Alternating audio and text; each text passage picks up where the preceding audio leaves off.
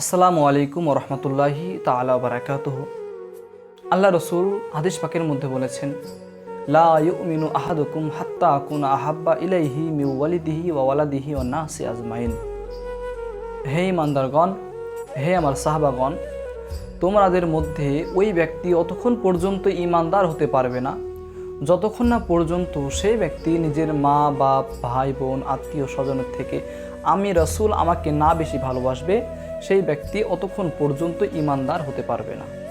এই হাদিস থেকে আমাদেরকে জানা দরকার, শিক্ষা অর্জন করা দরকার যে আমাদেরকে কতটা পরিমাণে আল্লাহ রসুলকে বেশি বেশি করে ভালোবাসতে হবে।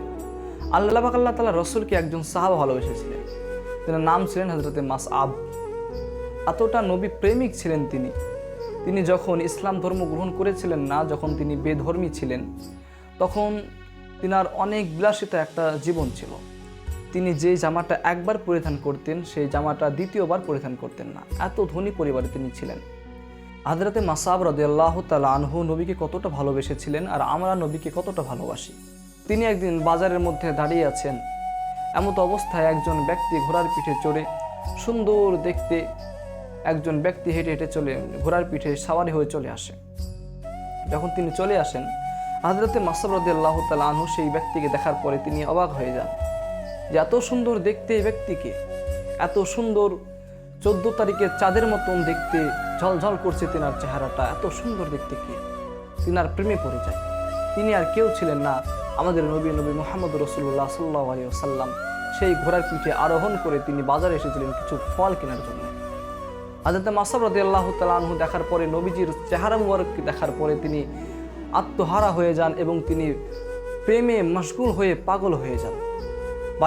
বাড়িতে যখন চলে যান, তিনি ওই চেহারার দিকেই পড়ে আছে, ওই সুন্দর চেহারার দিকেই পড়ে আছে। তিনি ঘুমাতে যাচ্ছেন, তখন সেই চেহারাটা তেনার চোখের সামনে ভেসে উঠছে। তিনি যখন খেতে যাচ্ছেন, সেই চেহারাটা, সেই সুন্দর চেহারা মুবারকটাকে, নবীজির চেহারা মুবারকটা তেনার চোখের সামনে ভেসে উঠছে। তিনি পাগল হয়ে গেছেন প্রেমে ভালোবাসাতে, এত সুন্দর চেহারা দেখতে, এত সুন্দর চেহারা দেখতে। তিনি আম্মুজানের কাছে গিয়ে বলছেন, আম্মুজান, আমি একজনের প্রেমে পড়েছি। আম্মুজান ভাবছেন হয়তো কোনো মেয়ের প্রেমে পড়েছে। এইরকম হওয়ার পর তিনি আম্মুজান বলছেন, তো বলো সেই মেয়েটাকে, আমি সেই মেয়ের সঙ্গে তোমাকে আমি বিয়ে দিয়ে দেবো, বলো সেই মেয়েটাকে। হযরতে মাসআব রাদিয়াল্লাহু তাআলা আনহু বলেন, ও আম্মুজান, সেই ব্যক্তি কোনো মেয়ে না, সেই ব্যক্তি হলো একজন ছেলে, একজন পুরুষ, যিনি হলো আখিরি জামানের পয়গম্বর জনাবে মুহাম্মদ রাসূলুল্লাহ সাল্লাল্লাহু তাআলা আলাইহি ওয়াসাল্লাম। ও আমার আম্মুজান, আমি তিনার প্রেমে পড়ে গেছি, আমি তিনার কালেমা পড়ে মুসলমান হতে চাই। এইরকম কথা যখন বলে দেন, তিনার আম্মুজান বলছেন, বেটা না, আমরা হচ্ছি ইহুদি, আমরা হচ্ছি অন্য ধর্মের, আমরা পাথর পূজা করি, আমরা সূর্য পূজা করি। তোমার আব্বুজান যদি এই কথা জানতে পারে, তাহলে হয়তো তোমাকে আর আমার বাড়িতে রাখবে না, তোমাকে ত্যায্য পুত্র করে দিবে। হযরত মাসআব রাদিয়াল্লাহু তাআলা আনহু বলছেন, আমার আব্বুজান যদি আমাকে ত্যায্য পুত্র করে দেয়, তাতে কোনো আমার অসুবিধা নাই, কিন্তু আমি সেই ব্যক্তি জনাবে মুহাম্মদ রাসূলুল্লাহ সাল্লাল্লাহু আলাইহি ওয়াসাল্লামের কাছে আমি যেতে চাই, কোনো বিনিময়ে। হযরত মাসআব রাদিয়াল্লাহু তাআলা আনহু বাইনা ধরে আছেন।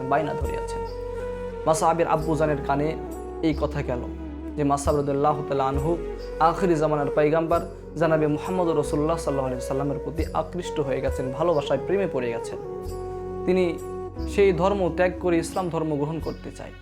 যখন এই কথা বলে, মাসআব রাদিয়াল্লাহু তাআলা আনহুকে তিনার আব্বুজান বলে যে, ঠিক আছে, তুমি ইসলাম ধর্ম গ্রহণ করো, কিন্তু তুমি আমার বাড়ি থেকে তোমার যত কিছু আছে সমস্ত কিছু রেখে যেতে হবে, তোমাকে কিছু দেওয়া হবে না। তোমার গায়ে যে পোশাকটা আছে, এই পোশাকটাও তোমাকে দিয়ে দিতে হবে। এইরকম যখন বলে, মাসআব রাদিয়াল্লাহু তাআলা আনহু ঝরঝর করে পানি ফেলতে, কান্না করতে শুরু করে। কি করবে?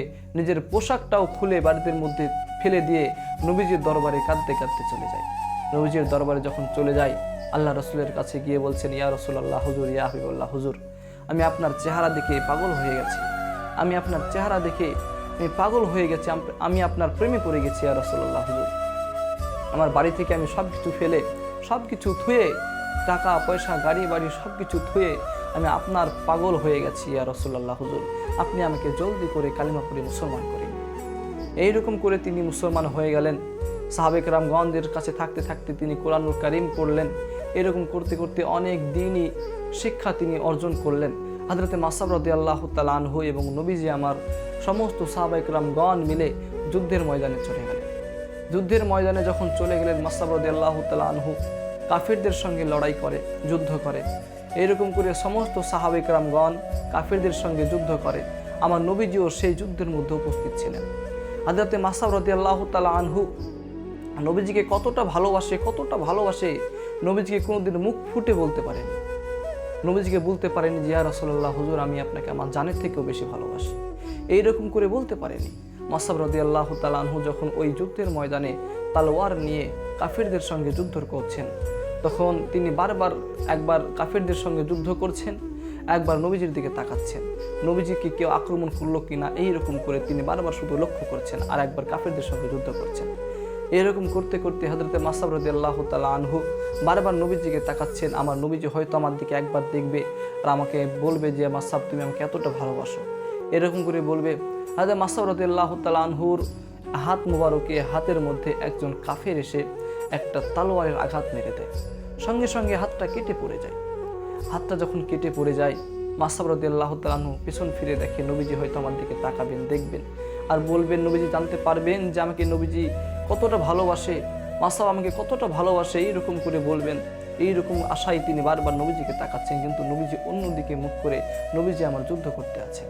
আবার একটা কাফের এসে মাসআব রাদিয়াল্লাহু তাআলা আনহুর অন্য হাতে একটি তলোয়ার মেরে দেয়, সঙ্গে সঙ্গে ওই হাতটাও কেটে পড়ে যায়। আমার যুবক ভাইয়েরা, এইরকম করে হাতটা যখন কেটে পড়ে যায়, যখন আর একটা তলোয়ার মারে, আমার নবীজি পিছন ফিরে দেখে যে মাসআব রাদিয়াল্লাহু তাআলা আনহুর করুণ অবস্থা। মাসআব রাদিয়াল্লাহু তাআলা আনহু সেই সময় সেই জায়গাতে শেষ নিঃশ্বাস ত্যাগ করে শাহাদাতের পিয়ালা পান করে সেইখান থেকে তিনি বিদায় নিয়ে আল্লাহ পাক আল্লাহ তাআলার দরবারে চলে যান। আমার রাসূল সাল্লাল্লাহু আলাইহি ওয়াসাল্লামের দুই চোখ দিয়ে ঝরঝর করে পানি পড়ছে। আল্লাহ পাক আল্লাহ তাআলা রাসূল বলছেন, মাসআব তুমি আমাকে এতটা ভালোবাসো, তুমি আমার জন্য তোমার জানটা দিয়ে দিলে, কিন্তু আমি তোমার জন্য একটা কাফনের কাপড়ও জোগাড় করতে পারছি না। এইরকম কথা যখন বলে, আমার রাসূল সাল্লাল্লাহু আলাইহি ওয়াসাল্লামের চোখ দিয়ে ঝরঝর করে পানি পড়ে। আইজের মতো এটাই হলো নবীজির ভালোবাসা। এই জন্য তো আল্লাহ রাসূল বলেছেন, লা ইউমিনু আহাদুকুম হাত্তা আকুনা আহাব্বা ইলাইহি মিন ওয়ালিদিহি ওয়া ওয়ালাদিহি ওয়ান নাসি আজমাইন। তোমাদের মধ্যে থেকে ওই ব্যক্তি অতক্ষণ পর্যন্ত ঈমানদার হতে পারবে না যতক্ষণ না পর্যন্ত সেই ব্যক্তি তার মা বা ভাই বোন আত্মীয় স্বজনের থেকে আমাকে না বেশি ভালোবাসবে। আমার ভাই জানেরা, তো ভাবুন নবীজিকে ভালোবাসা আমাদের প্রতি কতটা জরুরি। আল্লাহ পাক আল্লাহ তাআলা কোরআনুল কারীমের মধ্যে ঘোষণা করেছেন, মাইয়িতুর রাসূলা ফাকাদ আতাওয়াল্লাহ, যেই ব্যক্তি আমার রসুলকে ইতাআত করলো সেই ব্যক্তি আমার ইতাআত করলো।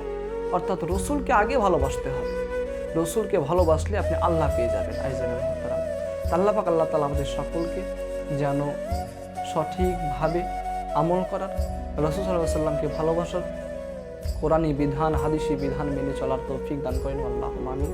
এখান থেকে ভিডিও শেষ করছি।